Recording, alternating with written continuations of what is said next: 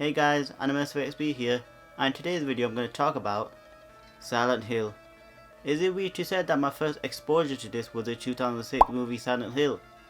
I mean, I've heard of the game, but I never got my way around to play them until my late teen years. But by then I was already playing Resident Evil Dead Space, so I wasn't bothered to play this old game.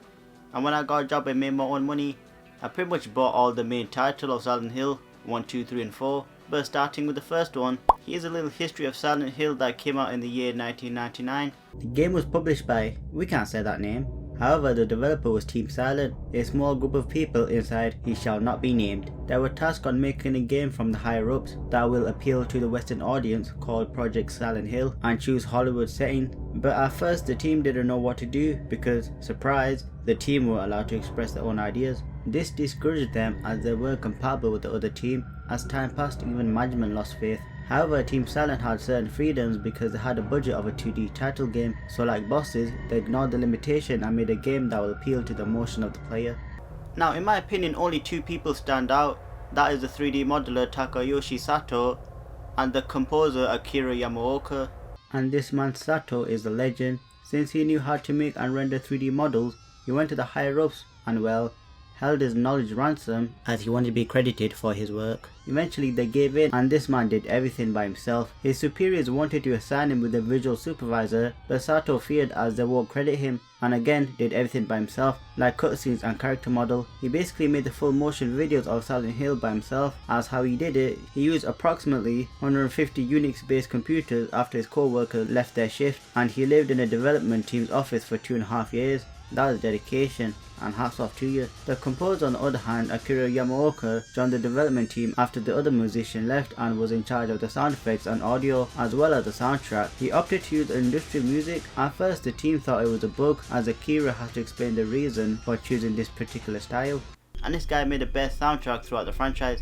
It's easily one of my top 5. Comparing it to his rival, everything about this game was better, but unfortunately as the series went on, it started to decline in popularity, production, creativity, and then eventually, bye bye.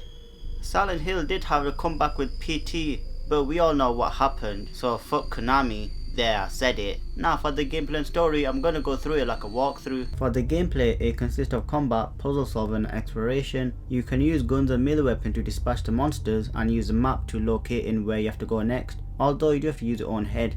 So unfortunate. As for the story on my playthrough, well, you wake up from a car crash after dodging the little girl on the road. If that was me, I would have run her over. Just saying. You get out of the car and look around town as you have to follow your daughter to this alleyway, and the cinematography is excellent. It feels like you're in a movie, and I don't blame the director for copying this style when he used it in a movie. Well, it's most likely that he was paying homage to it. You hear a horn as you transition into the other world and get attacked by little children. Well, the game is over, see you later, bye bye. What? It isn't over. But you wake up as Harry, the name of your protagonist. Very bland, but keep in mind that that was the intention. He meets Sybil, the police officer. The dialogue have long pauses between them, and like Resident Evil is something else sometimes, although it is better than the other. And don't do it unless you have to. And don't go blasting me by mistake. By the way, who would want to have a trip or holiday in Silent Hill? Because that's Harry's way of having fun, I guess. A ghost town for the whole family. You pick up a bunch of supplies and try to head out when randomly the radio is making static noises, as when you expect it, a huge pterodactyl smashes through the diner window and attacks you. Now, for real, we head out after killing the demon and locate the toilet as Harry needs to take a dump. Like, who walks like that? It's kinda funny, but seriously, you need to locate the alley once more, only to find a sketchbook saying go to school, as that is where Cheryl might be. And the fog is a genius design of the developers to hide the draw distance. The roads are destroyed as you see another letter telling you to go to the house in 11th Street, and the key is inside the doghouse. And once inside, the backyard door is locked, so you have to find 3 keys to open it. Luckily the map behind the door will help you out tremendously, as it gives hints as where the other 3 might be. One of them is in the letterbox at the end of the road, the other one is in the trunk of a police car, and the final key is in a basketball court. And when you head back and open the doors with the keys, you hear a siren as it turns nighttime. You finally find the kindergarten cop school and search door to door for clues, items, etc. And in the infirmary you find a riddle on how to solve the clock tower puzzle, so bear that in mind. And the child monsters here are different to the ones that killed in the beginning, as then you couldn't kill them, but since they don't want to have controversy, they changed it. For the North American they have Grey Child, but over here we have Mumblers. Silent Hill is known for having every doors locked, which can turn people off. However, the boys' toilet is open. Fuck that, mate. Let's check upstairs toilets.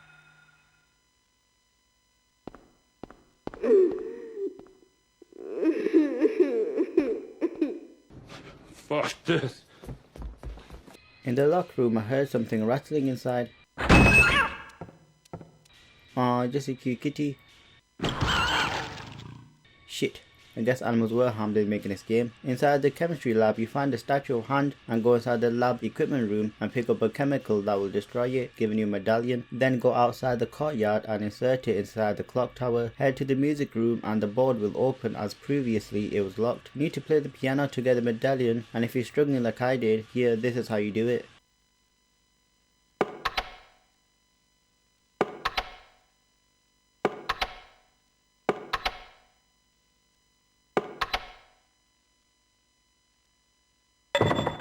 Go outside, insert that medallion and head to the boiler room and activate the boiler. You then enter inside the clock tower and reach the other side. You think that's the same as before, but it's different as you see a demonic mark on the ground, as now you're in the other world. I need to search the entire school again. I found a rubber ball inside the storage room that will be useful, and I also found a picture card inside one of the classrooms and used it inside the reception room to get to the other side. And going inside girls' toilets will teleport you to the second floor. As for the boys' toilets, you get a shotgun. A phone rings inside the classroom as you hear Cheryl crying for help, and you read a fairy tale book that gives you a hint later on. I've now reached the second floor and entered inside the locker room, and the kitty cat is waiting for me inside. I can't wait.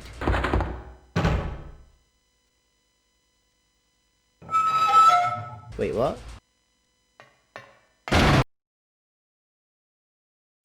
Oh god, I can't take it anymore. Up on the roof of the school, you use the rubber ball inside a sinkhole to stop the water from going inside. You observe the other hole as you see a key, and when you release the water from the water tank, the key falls down into the pipes. Luckily it's not that hard to find, it's just outside the courtyard. You then use the classroom key that you got outside and head to the second floor classroom and go down to the basement. There you solve puzzle by turning the valve left or right. Once you figured it out, you head down the elevator and have the first boss fight called Splithead. Now if you've been paying attention, this monster is based off a fairy tale that we read, so the weakness is that we have to wait for it to open its mouth and shoot inside. But if you wait too long, it will gobble you up and kill you instantly, and then you have to start at your last save, so make sure you save it beforehand. And when the fight is over, you see a little girl in the boiler room as she disappears in the cutscene, and Harry is teleported inside the room, and well, we're on the other side of the living again. We hear church bells ringing as we go outside and investigate.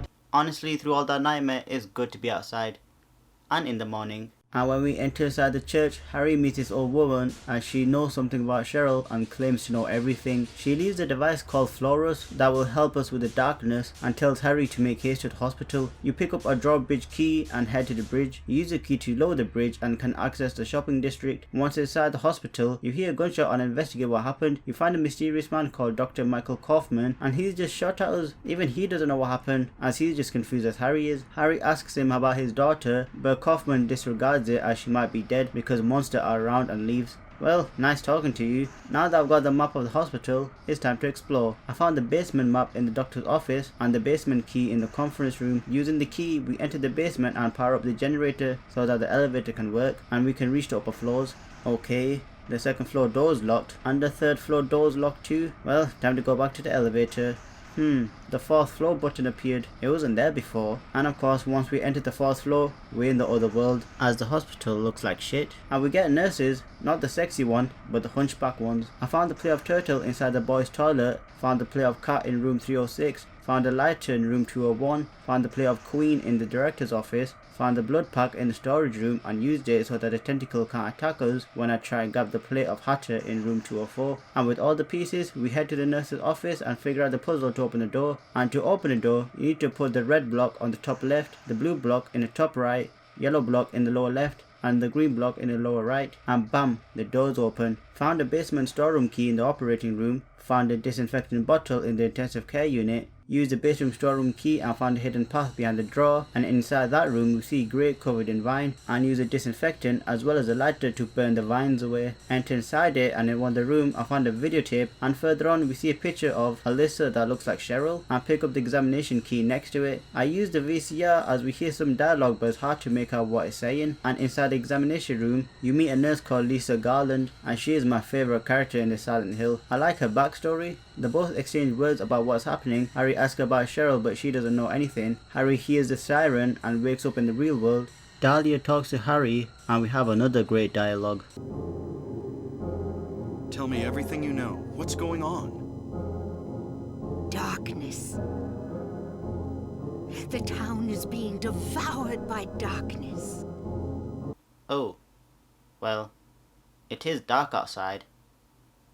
What do you mean darkness? She tells us about the mark of Samuel as it shouldn't be complete and tells us to go to another church. We pick up the antique key and find the shop at the edge of town. Inside the shop we move the cabinet and find a hole in the wall. Sybil enters the room, thank God a familiar face. Harry wonders as why she hasn't left, but as we see the roads are cut off, cars are not working and other stuff. She tells Harry that she saw Cheryl at Bachman Road. Sybil also speaks about the town secret about drug trafficking as they used to sell it to the tourists, and Dahlia is probably high on supplies. We go through the hole and find the altar. When we try to leave, the altar lights up and bring Harry back to the other world where Lisa awaits us and gives us a story about Dahlia as her child was killed and that apparently turned her crazy, and this town used to worship things, religious cult, black magic and all sorts. Harry then wakes up again and tries to find a way to the lake. We enter inside Silent Hill Town Centre and the TV monitor plays a video of a girl crying for her mother, and inside the centre we have a second boss fight with the mole centipede. We stand on the metal grate and wait for the thing to pop out and shoot the crap out of it. We go back to the hospital and find Lisa as she might know way to the lake, and with the info we go back to the school, but not before having another boss fight as the mole centipede evolves into the hideous butterfly, and when we kill it,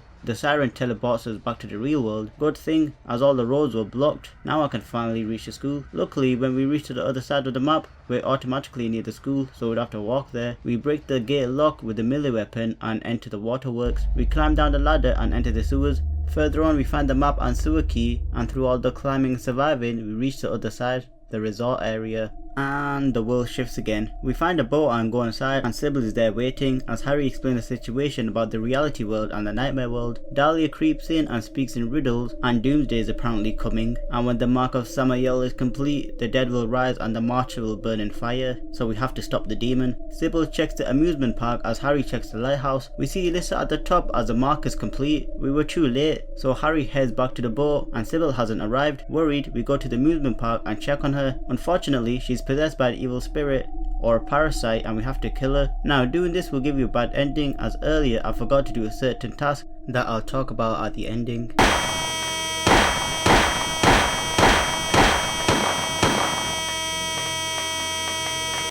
This noise glitch is killing me, and there was no way to fix it, so I was pretty much stuck with it till the fight was over. Harry confronts Alyssa and pleads for her to release Cheryl. However, the Flores device protects us from her attacks and incapacitates Alyssa as Dahlia kidnaps her own daughter, leaving Harry confused. And we're now back at the hospital with Lisa, as she looked at the basement when we told her that it was locked. She is familiar about the place but doesn't remember anything yet, and she is scared to find out and runs away. Since this place doesn't have a map, it's going to be hard talking about where stuff is, but this hospital is connected to the other places, and conveniently the place is called Nowhere, as I find the screwdriver and pliers at the school and use the pliers to release the key of Orpheus stuck inside the pipe, and inside one of the rooms I found a puzzle, and the answer to this is 648, and you get the Stone of Time. I just guessed randomly.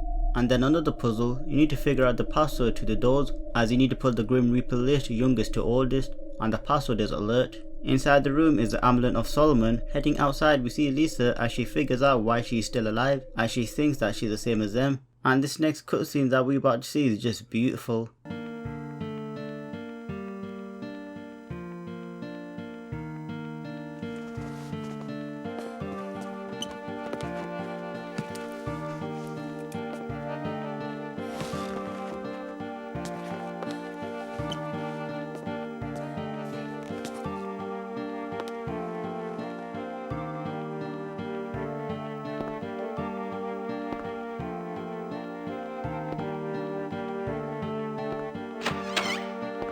I don't know why, but that's the reason why she became one of my favourite characters in this game.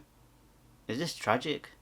When she transforms, Harry runs out and holds the door as she's crying, banging on the door. Probably doesn't want to be alone. You can enter back into the room as you see her diary and read that she wanted out of being in charge of Alyssa as her wounds were vile and shouldn't even be alive. Eventually she needed drugs to cope with the trauma, but it didn't work. You find out more on the good ending. She kinda reminds me of the other Lisa from Resident Evil. They both have tragic backstories once you learn the lore of both of their respective franchise.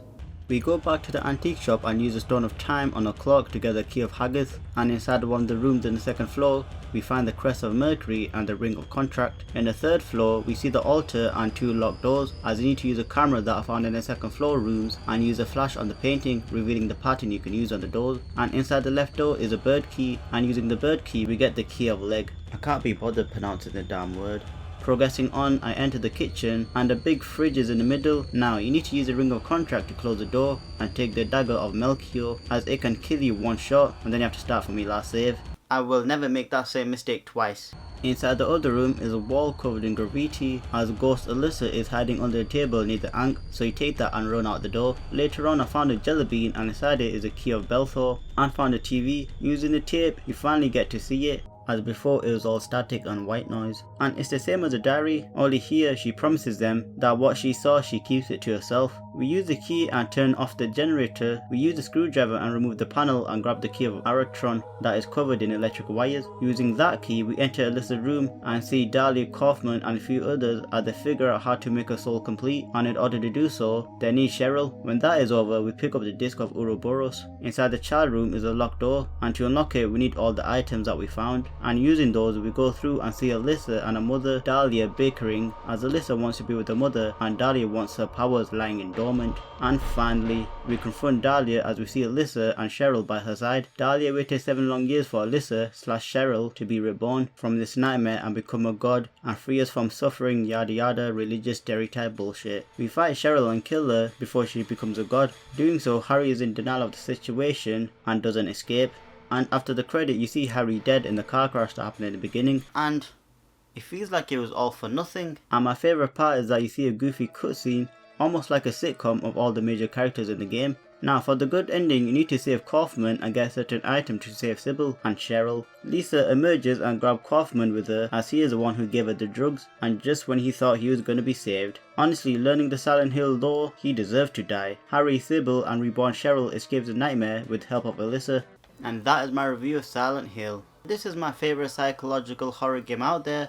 The lore is intriguing, the music is soothing and terrifying. The monster isn't all that compared to the sequel, and yeah, I very much enjoyed it. And with that being said, I've been AnimersiveXP. Thank you so much for watching. Make sure to like, share, subscribe, and I'll see you later. Bye bye. Darkness. You darkness, you black midnight evil motherfucker, black magic darkness, you raw darkness, you fucking delirious motherfucker.